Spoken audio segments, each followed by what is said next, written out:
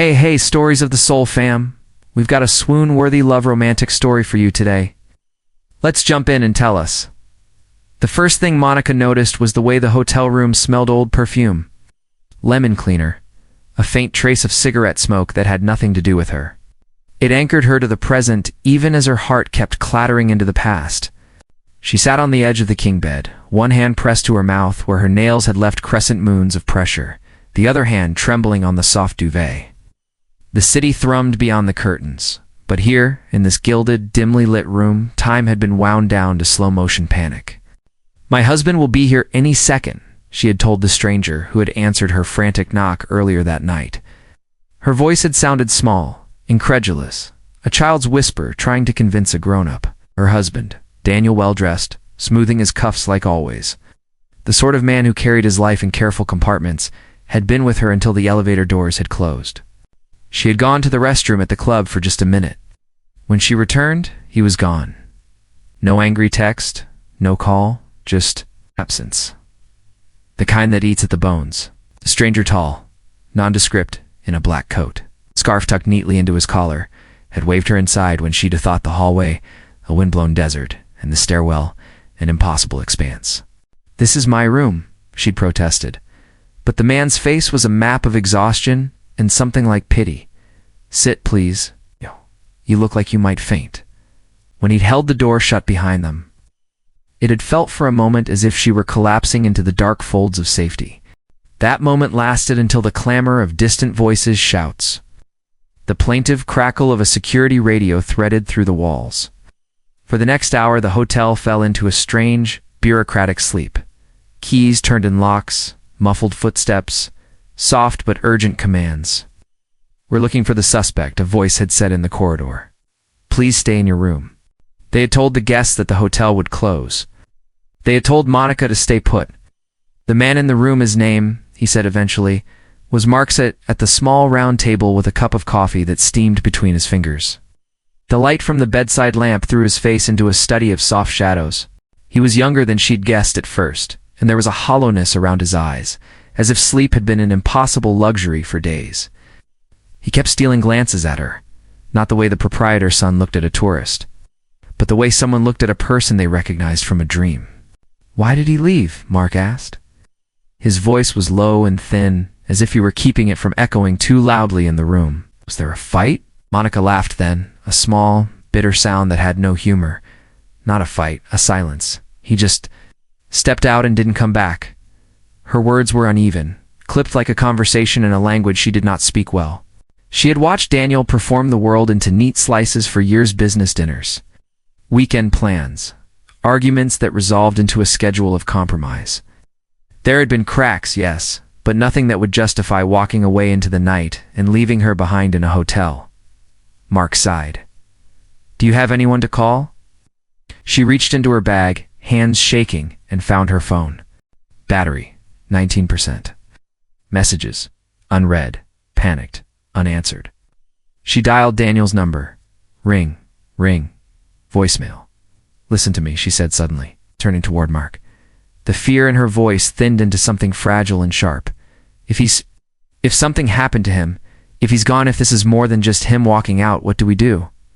Mark's eyes softened. "We wait for security. We tell them everything the moment they can hear people." But wait had become a knife in her chest. Waiting felt like surrender. She remembered the clip of the corridor the hotel manager had shown on the lobby screen earlier, an elevator, a shadow stepping out, someone following. "I saw him with someone," she blurted. "A man tall." She closed her eyes, trying to cinch the memory into focus.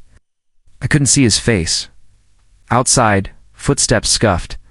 Voices rose into a staccato urgency. A shout. The metallic clink of a key dropped into a pocket. The sense of the hotel changing, of staff mobilizing, of guests being shepherded into safety was like feeling the gears of the world mesh. Monica's irrational part wanted to flee into the night, to find Daniel beneath the sodium lamp glow on the sidewalk, to drag him back into the room and make him explain everything. The rational part, the one that carried her years of compromise and sense, told her to listen to Mark, to stay put. He moved closer and, with a gentleness that surprised her, took her hand. "We don't know what's happened," Mark said. But you're not alone. You don't know him, she said. She could hear the rebuke in her voice. Disbelief sharpened into an accusation. It embarrassed her. She had never been the woman who clutched at strangers for comfort, yet she found herself answering in the dark, as if he were a lighthouse. We've been married 6 years. He's complicated. Mark's lips curved. Who isn't? They sat there, two strangers in the hush of a hotel on lockdown, trading small truths until the staff's muffled voices dwindled into the night. And then, as if conjured by the fabric of silence itself, the hotel cut power to the public areas. The hallways dimmed into pools of shadow. In the room, the lamp's light leaned warm and close, turning Monica's skin to honey. For a second, life felt oddly cinematic, danger softened by golden light. The world reduced to two faces and the space between them. Let's make a wish, Mark said suddenly, half laughing. There was a childlike weirdness in the suggestion that made Monica ill at ease. If we have to sit here all night, let's pretend it's New Year's. Pretend you're at the beginning of a new life. She remembered from the transcript of earlier irrationality her own whispered pleas for help. The frantic negotiation with strangers to be let into rooms. The memory of being ushered into a stranger's arms felt precarious now, an unsafe bridge. A tear traced the seam of her cheek. You can make a wish, she asked. Her voice was a small thing that fought to be braver than it felt. He nodded. I'll start. Sit on my lap. Tell me your wish. It was so absurd, the intimacy of the request, that Monica blinked. I'd sit on his lap. She had come, seeking protection, not to become an easy cautionary tale. But there was an unexpected tenderness in the way he offered it, like asking her to anchor herself to something real. She hesitated then, as if stepping from the world she knew into a new skin. She sat. If I had to wish, she said, letting the ridiculousness roll out of her mouth into the hush, I would wish for freedom. Freedom from expectations, from cages. I would wish to wake up without feeling like I owe someone my every choice. Mark's hand was warm at the small of her back. And I'd wish for money, he said, and the admission was almost comic, a lot of money, enough to start over. They laughed then, brittle and fragile as glass. For a few minutes, the world inside the lamp's glow seemed to hinge away from fear. They spun a fantasy of mountains and small houses, of climbing trails and crisp mornings where they were anonymous. Monica imagined a life where she and Daniel were a past tense. No calendar appointments, no invisible debts. It was intoxicating. Hear me, she said all at once. If this is a game or a trap, I need to know now. Mark's face hardened, and for a moment she saw the edges of his spirit rational, guarded, marked by survival. I need to show you something, he said. He reached under the table and produced a small envelope, thick at the crease. You were right. There's someone here who isn't just a man passing in the corridor. They're bargaining. They're asking for something. Monica remembered then the shadowed exchange she had glimpsed. Two men. One handing something over, the other slipping into the elevator. She clung to that sliver of a clue until Mark slid the envelope toward her. Inside was a stack of bills, neat and clinical, the sort they used for ransom in movies. Her stomach plummeted. You don't have to do this, she whispered. You don't have to. He lifted his hand, stopping her. I'm not asking you to. But this, it tells you what kind of man you married. Maybe, not the one you thought. There was an edge of contempt in his voice now, the kind that arrived from a life of seeing too many ugly deals transacted in quiet places. He made choices, maybe thinking he could pay his way out of something he couldn't face. Monica's breath caught. Why would he? Would he trade me? How? The thought of being used as currency, of having been weighed and measured and found useful for someone else's leverage, sent a warmth of nausea through her. She pictured Daniel standing across the marble in his suit, a ledger of decisions in his head. The image did not match the man she had married, the man who left notes in the margins of her day, who loved the exactness of making lists and crossing off the mundane. But it fit another truth. People adapt. There's a plan, Mark said. We can go. We can find the back stairs. The staff will be distracted. If they look up, they won't see two people slipping through the service corridor. Monica felt the threads of hope audaciously tug at her. She wanted to run, to tear down the corridors and find Daniel and demand truth to carry him back to the lamplighted safety of their room and have him explain his absence with words that fit into the neat boxes she preferred. But the thought of the envelope of his possible betrayal made her legs waxy. They moved through the hotel like ghosts, pressed close to the walls where the carpet swallowed sound. The emergency stairwell smelled of bleach, cold tile, and an undercurrent of fear. Voices floated like fragments: suspect, search team, no sign of him, facts that made the world cohere into dread. They found, finally, a door with a lock slightly ajar. Beyond it was a back corridor that smelled of old maintenance and spilled coffee. They crept, breath low, until the hallway opened into the service elevator that led directly to the loading bay. There, under the fluorescence, Daniel stood with a man Monica recognized from the blurs of the night before: a businessman's face, a high collar, a patience that was a practiced thing. He looked at her as if she had been a ghost all along, as if the universe had conspired to permit this moment. For a breathless second, she saw love in his eyes, the man she thought she knew, and then something else. A calculation so cold that it slit the air between them. "Monica," he said, and his voice was careful. "Shouldn't be here." "You left me," she said, stepping forward until her shoulder brushed his. "You walked out." He glanced at Mark then, and only for a flicker did his face show the faintest tremor. "This isn't what it looks like." "You were paid," Mark said. "I saw the exchange. I saw the envelope." Daniel's mouth tightened. "Mark," he used the name like stepping on something soft and dangerous. "This is between adults." Monica looked from one man to the other, the air dizzying around her with the weight of that envelope. "Did you take money? Is that what this is about? Did you sell me?" Daniel's jaw hardened. "No," he said finally.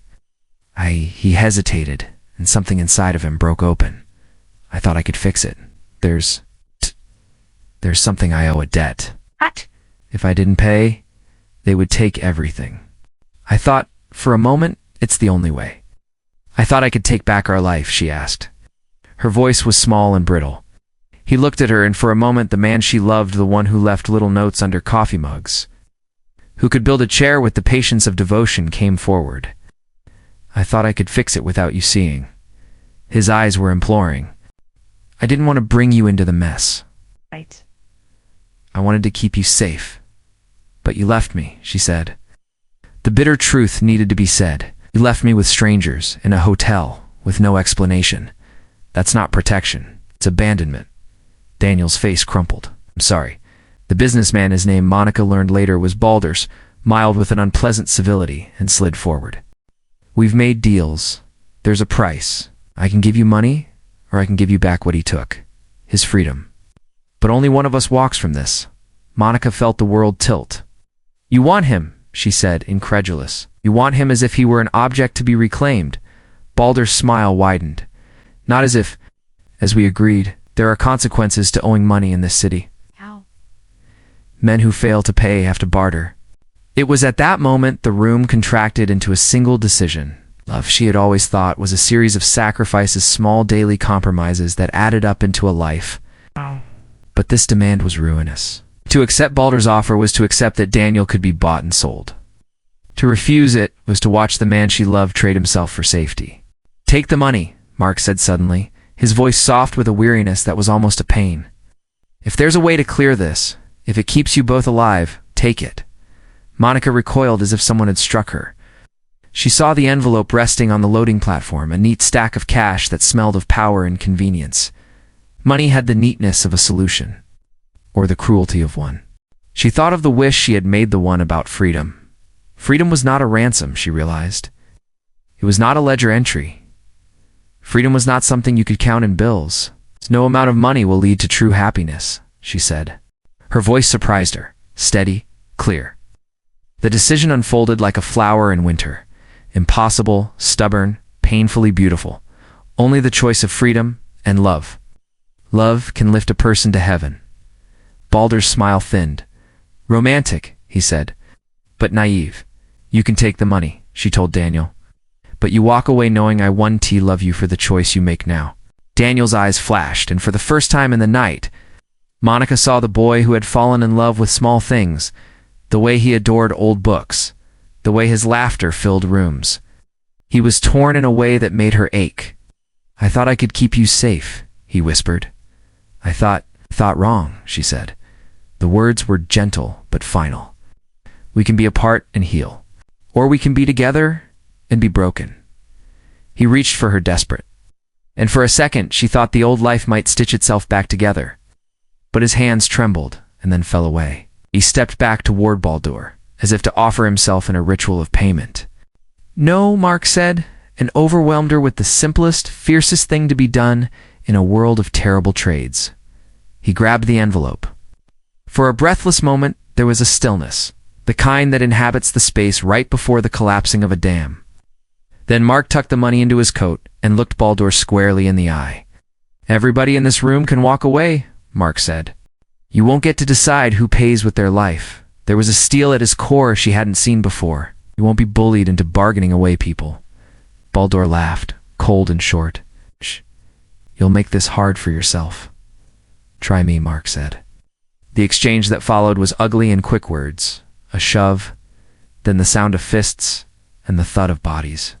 Monica wanted to run, to scream, to wrap herself around Daniel, but she remained where she was, magnetized by a terrible intimacy. Mark and Baldur circled each other, the hotel's emergency lights casting long, ugly shadows.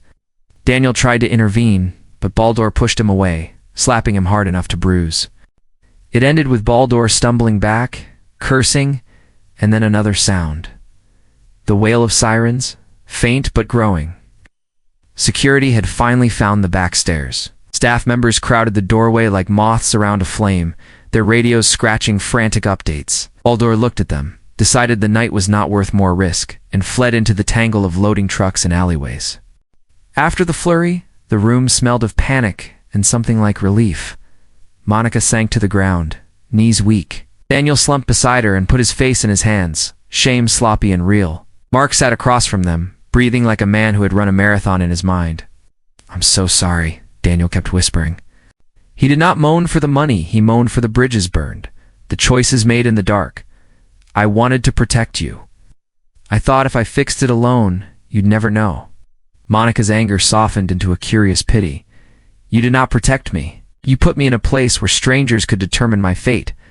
Protection isn't silence." They sat there until dawn, while the city outside bled light into the edges of the loading bay. Monica and Daniel spoke in small, halting sentences and honest ones, at last.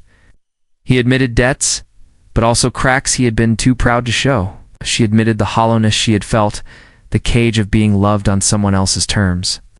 The word divorce was mentioned like a dry wind, but then replaced by counseling, time, rebuilding. Nothing was neat, but everything was honest. Mark rose to leave. He did not give his address, nor ask for any favors, nor expect gratitude. He nodded slowly at them. An acknowledgement passed between people who had been strangers, and now, by the narrow margin of crisis, something closer. "Make a wish," he said to Monica, before disappearing into the lightning morning. "Make it for you, not for him, not for the money. For you." The wish Monica made. Later, when she held Daniel on the floor of their living room back home, and not in the expensive, precise hotel rooms they'd once preferred, was not about riches. It was not about mountains or money or escape. It was about truth. A wish that they could live honestly, that they could learn to ask for help, to share burdens rather than barter each other like currency. Time unfolded in a jagged way after that. The police questioned. Baldur's men were traced but never fully arrested, and the envelope, the tangible evidence, disappeared in the friction of unfolding events. Daniel left his job in finance and chose work that was transparent, small, messy. He volunteered at a community center and learned to make things with his hands instead of just accounting them. Monica took an evening class in photography and began to put the world into frames she could actually hold. They rebuilt imperfectly, they argued. They made compromises that were kinder. Once, on a clear afternoon, they sat on the small porch of a rented cabin and watched the sun set as if they were children again, surprised by the color changes. Daniel put his hand on hers and did not try to fix the world for her. He offered himself, quiet and present. As for Mark's, sometimes Monica wondered about him in the thin, private hours. She thought of his steady hands, the way he'd shielded them from the small predator of commerce. The man who had slipped an envelope into his coat and then later wrested it back from a predator had not been a hero or a savior so much as a mirror, a reminder that courage comes in inconvenient moments. Years later, when it was safe to laugh at the memory, when their lives had accumulated new proof that one could survive strange betrayals, they would tell the story in fractured rye pieces. They would recall the lamplight, the wish on an absurd New Year's Eve, the envelope that smelled like power, and the stranger who made them both remember that freedom was a choice, not a payment. And sometimes, when the world threatened to line them up in old patterns, Monica would look at Daniel and say softly, "Remember the night in the hotel. Remember the wish." He would squeeze her fingers and reply every day, "I remember." They never fully undid the damage of that strange night the trust had. Holes, but they learned to stitch them with honesty. Love, after all, was not a ledger. It was an ongoing decision to return, even when leaving would have been easier. And that, perhaps, was the truest wish Monica could have made, and the one that, in the end, helped both of them to escape the cages they had once constructed.